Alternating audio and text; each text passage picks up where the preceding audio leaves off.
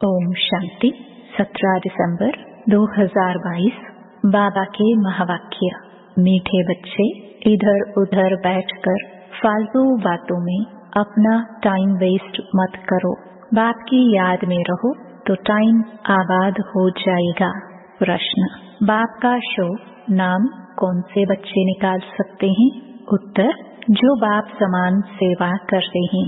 अगर हर कर्म बाप के समान हो तो बहुत बड़ा फल मिल जाएगा। बाबा हम बच्चों को आप समान बनाने के लिए पुरुषार्थ करा रहे हैं। प्रश्न, अंतर्मुखी किसे कहेंगे? तुम्हारी अंतर्मुखता निराली है कैसे?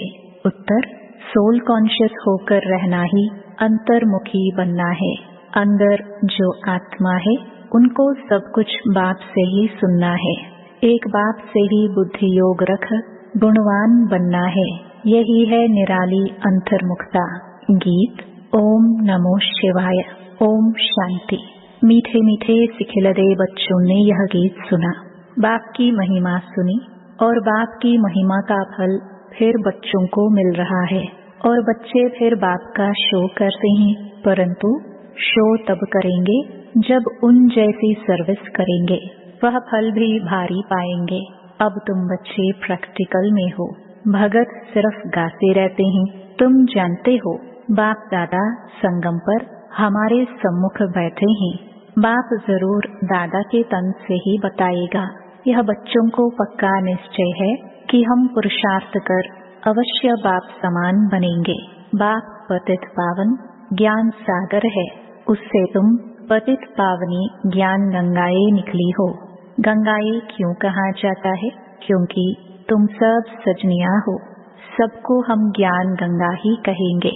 बच्चों को नशा चढ़ता है कि हम श्रीमत पर सारे विश्व के मनुष्य मात्र को सुख दे सकते हैं जो और कोई नहीं दे सकता। अब बाप आया है सबको सद्गति देने और दिलाते भी हैं बच्चों द्वारा, क्योंकि करन करावन हार है ना, तो ऐसे बाप की श्रीमत पर जरूर चलना पड़े। बाप कहते हैं जो करेगा और जितनी सर्विस करेगा वही 21 जन्मों के लिए ऊंच प्रारब्ध पाएगा, परंतु तकदीर में नहीं है तो कुछ करते नहीं है बहुत सहज। दिन प्रतिदिन बाप बहुत अच्छी पॉइंट्स देते रहते हैं और बाप कहते हैं जितनी झोली भरनी हो उतनी भर लो। यह मालूम भी अपने को पड़ सकता है कि हम अपनी झोली अच्छी रीति भर रहे हैं या कहाँ टाइम वेस्ट करते हैं। भक्ति में तो बहुत टाइम वेस्ट किया, एनर्जी वेस्ट की, पैसे भी बर्बाद किए, तो मेहनत भी बर्बाद की। देखो कितनी मेहनत करते हैं, जप तप दान तीर्थ आदि कितना करते हैं। अब यह जो कुछ हुआ ड्रामानुसार, अभी तो है पुरुषार्थ की बात। जो बीत चुका उसका तो कुछ होना नहीं है, फिर अपने समय पर रिपीट होगा। अब बाप कहते हैं श्रीमत पर चलो, अपना टाइम यहाँ वहाँ बर्बाद मत करो, टाइम को आबाद करो बाप की याद में। बहुत बच्चे हैं जो बाप की बातें एक कान से सुनकर दूसरे से निकाल देते हैं। जो अच्छी रीति धारण करेंगे वह फिर औरों की भी जरूर सर्विस करेंगे, अपना समय कहाँ भी बर्बाद नहीं करेंगे। बहुत बच्चे हैं जो सारा दिन बाहर मुखी रहते हैं। बच्चों को पुरुषार्थ कर अंतर्मुखी बनना है। अंदर आत्मा है ना, यह निश्चय करना है कि हम आत्माओं को बाप समझा रहे हैं कि बच्चे तुमको सोल कॉन्शियस होकर रहना है। सच्चा सच्चा अंतर्मुख इसको कहा जाता है। हमारे अंतर्मुख होने की बातें ही निराली हैं। अंदर जो आत्मा है उनको सब कुछ बाप से ही सुनना है। बाप प्यार से बच्चों को बार बार समझाते हैं। माता पिता और जो भी अनन्य भाई बहनें हैं जो अच्छी सर्विस करते हैं उनसे तुमको सीखना है। भल थोड़े बहुत अवगुण तो सभी में अभी है, गाते भी हैं कि मुझ निर्गुण हारे में। अभी तुम बच्चों को गुणवान बनना है, सो तब बन सकते हो जब बाप के साथ बुद्धि योग होगा। माया तो बहुत भटकाएगी, बच्चे गिरते और चढ़ते रहते हैं। जो बॉडी कॉन्शियस रहते हैं वह गिरते रहते हैं, जो सोल कॉन्शियस रहते हैं वह गिरते नहीं हैं। वह बाप से अंजाम वायदा करते हैं कि हम यह काम करके ही दिखाएंगे, पूर्ण पवित्र बनकर ही दिखाएंगे। अंदर में यह पक्का निश्चय करना चाहिए कि हम बाप से पूरा पूरा वर्षा लेंगे, कहाँ भी फालतू टाइम नहीं गवाएंगे। बच्चों को शरीर निर्वाह भी करना है, घर बार छोड़ना तो हठयोगी सन्यासियों का काम है। तुमको तो अपनी रचना की भी पूरी देख रेख करनी है और दिल में यह निश्चय रखना है कि इन आंखों से हम जो देखते हैं वह सब विनाश हो जाने वाला है। इसमें ममत्व रखने से ही अपना नुकसान करेंगे। ममत्व एक बाप से रखना है। मुख्य बात है पवित्रता की। इस पर भी बहुत हंगामे होते हैं, क्रोध पर इतना हंगामा नहीं होगा। बाप कहते हैं यह काम विकार तो इस समय सब में प्रवेश है, सब विकार से पैदा होते हैं। तुम समझा सकते हो कि हम भ्रष्टाचारी को श्रेष्ठाचारी बनाने में मदद कर रहे हैं। अब तुम बच्चों को सोल कॉन्शियस बनना है, पतित पावन बाप को याद करना है। बुलाते भी हैं कि हे पतित पावन आओ, तो आकर क्या करेंगे? जरूर पावन बनाएंगे।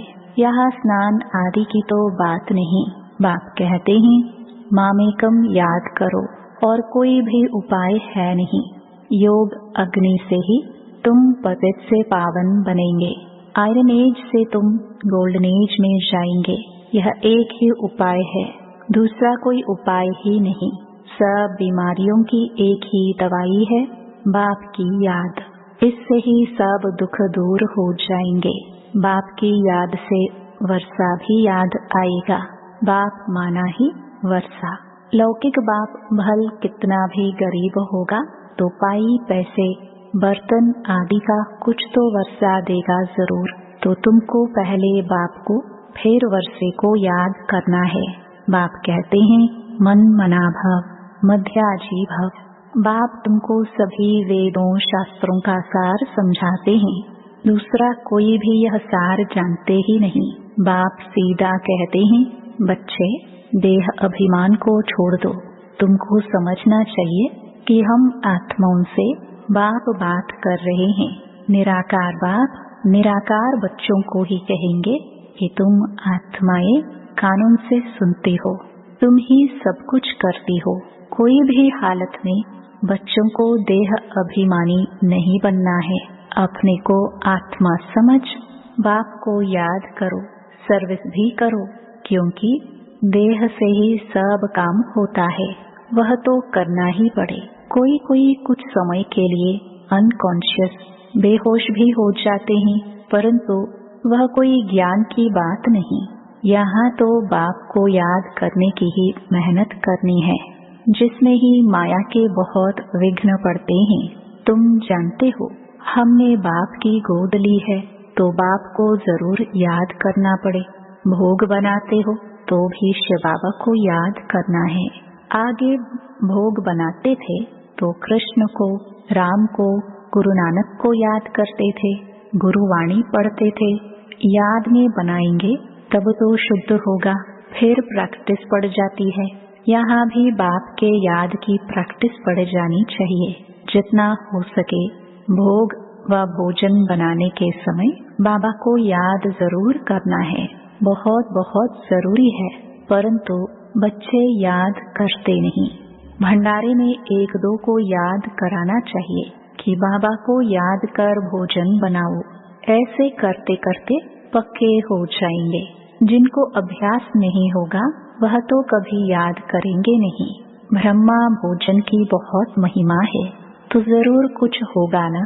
देवताएं भी इच्छा रखते हैं ब्रह्मा भोजन की, तो याद में रहा। भोजन बनाने से अपना भी कल्याण होता है, तो आने वालों का भी कल्याण होता है।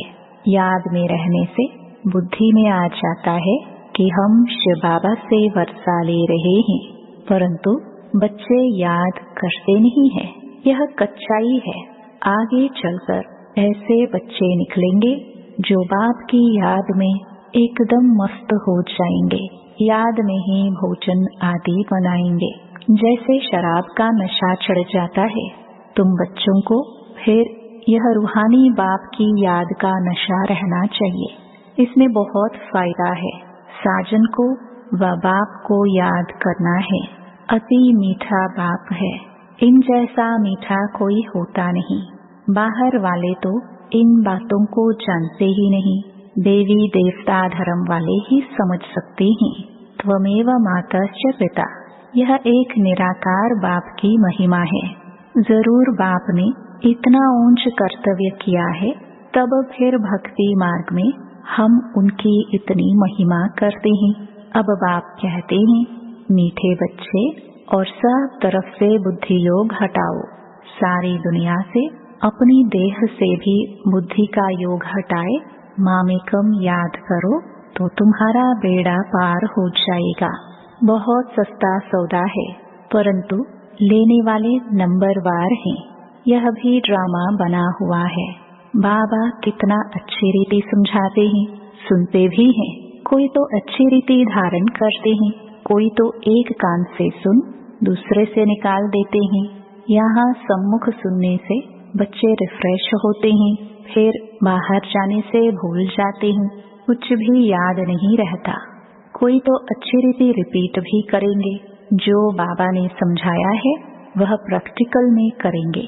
सवेरे उठकर तुम बाबा की याद में भोजन बनाएंगे तो भोजन में ताकत रहेगी। इतना तुम बच्चों को नशा रहना चाहिए। सारे मनुष्य कुल का उद्धार करना है, मनुष्य कुल की ही बात है। ऐसे नहीं जानवर आदि का उद्धार करेंगे, उनका ड्रामा में पार्ट ही यह है। जैसा मनुष्य वैसा फर्नीचर। सत्युग में कीचड़ पट्टी होती नहीं। तुम्हारे लिए कितने वैभव है, वहाँ पंछी जानवर आदि सब रॉयल होते हैं। जैसा मनुष्य वैसी उनकी सामग्री होती है। गरीब की सामग्री क्या होगी, साहूकार की सामग्री कितनी रॉयल होगी, तुम बच्चे जानते हो। बाबा हमको बहुत ऊंची कमाई करा रहा है, फिर जितना जो करे पढ़ाई एक ही है, पद हर एक नंबरवार पाते हैं। राजा रानी, प्रजा, साहूकार के नौकर चाकर, गरीब के नौकर चाकर सब होते हैं। बुद्धि में है कि हम अपनी राजधानी योग बल से स्थापन कर रहे हैं। हथियारों आदि की यहाँ बात नहीं है, यह है अभी की बात। योग बल से तुम राजाई पाते हो। इस समय तुम ब्राह्मणिया शक्तियाँ हो। सत्युग में देवियों को हथियार आदि हो नहीं सकते। यह है अभी की बात। ज्ञान तलवार, ज्ञान खड्ग, फिर यह सब स्थूल रूप में ले गए हैं। अब तुम्हारी सूरत और सीरत दोनों बदलती हैं। काले से गोरे बनते हो, सर्वगुण संपन्न और 16 कला संपूर्ण बनते हो। जितना जो पुरुषार्थ करेंगे, इसमें झूठ तो चल ना सके। अगर अंदर कुछ काला भरा हुआ होगा तो बाहर भी काला ही दिखाई पड़ेगा।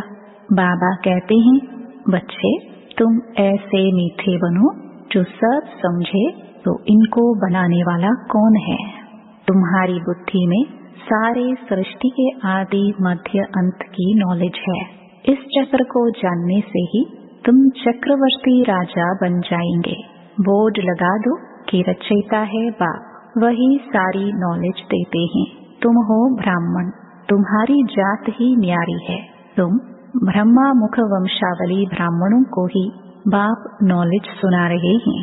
तुष्य बाबा के साथ तुम्हारा कितना लव होना चाहिए, परंतु अच्छे अच्छे फर्स्ट क्लास बच्चे योग में फेल हो पड़ते हैं। ज्ञान तो बड़ा सहज है, मुरली भी अच्छी चलाते हैं, परंतु योग में मेहनत है। याद से विकर्म विनाश करना यह मेहनत है, बस इसमें बहुत फेल होते हैं। भगवान वाच, तुमको मनुष्य से देवता, पतित से पावन बनाने आया हूँ। ज्ञान से ही सद्गति होती है, तो ज्ञान सागर को जरूर नॉलेज देना पड़े। बाकी पानी का सागर व नदियाँ थोड़ी पावन बना सकती हैं। अभी तुम बच्चे समझते हो, हम अपने लिए राजधानी स्थापन कर रहे हैं। आत्म अभिमानी बन रहे हैं। हम बाबा से नॉलेज का वर्षा लेकर विश्व का मालिक बन जाएंगे। कहाँ उन्हों की बुद्धि, कहाँ तुम्हारी बुद्धि। वह सब विनाश के लिए काम करते, तुम स्थापना के लिए करते हो। यह बातें भूलनी नहीं चाहिए, परंतु जिनकी तकदीर में नहीं है तो धारणा करते ही नहीं। पुरुषार्थ करना चाहिए ऊंच पद पाने के लिए। हम पास होकर ऊंच नंबर लेवे चाहते तो हैं, परंतु मेहनत नहीं पहुंचती। यह है बेहद की पढ़ाई। बाप तो विश्व की बादशाही देते हैं। वंडर है ना, बहुत प्यार से समझाते हैं, बच्चे मुझे याद करो, हड्डी याद करना है। बाप फिर से आया हुआ है। हम जरूर बाप की मत पर चलकर पूरा वर्षा लेंगे। बाबा हम आपको जान गए हैं, बाबा को देखा भी नहीं है। घर बैठे भी टचिंग हो जाती है। कोई को थोड़ा सुनने से भी नशा चढ़ जाता है। तकदीर भी साथ देती है। कोई फिर संगदोष में आकर पढ़ाई छोड़ देते हैं। रावण मत वाले अलग हैं, ईश्वरीय मत वाले अलग हैं। तुम बच्चे जानते हो कैसे राजाई स्थापन हो रही है? योग बल से। बाहुबल अनेक प्रकार का है, योग बल एक ही प्रकार का है। अच्छा, मीठे मीठे से खिल दे बच्चों प्रति माता पिता बाप दादा का याद प्यार और गुड मॉर्निंग। रूहानी बाप की रूहानी बच्चों को नमस्ते। धारणा के लिए मुख्य सार। पहला, अंतर्मुखी बन एक बाप से ही सुनना है। एक बाप के साथ बुद्धि योग रख गुणवान बनना है। बाहर मुखता में नहीं आना है। दूसरा, रूहानी बाप की याद के नशे में रह भोजन बनाना व खाना है। पक्का योगी बनना है।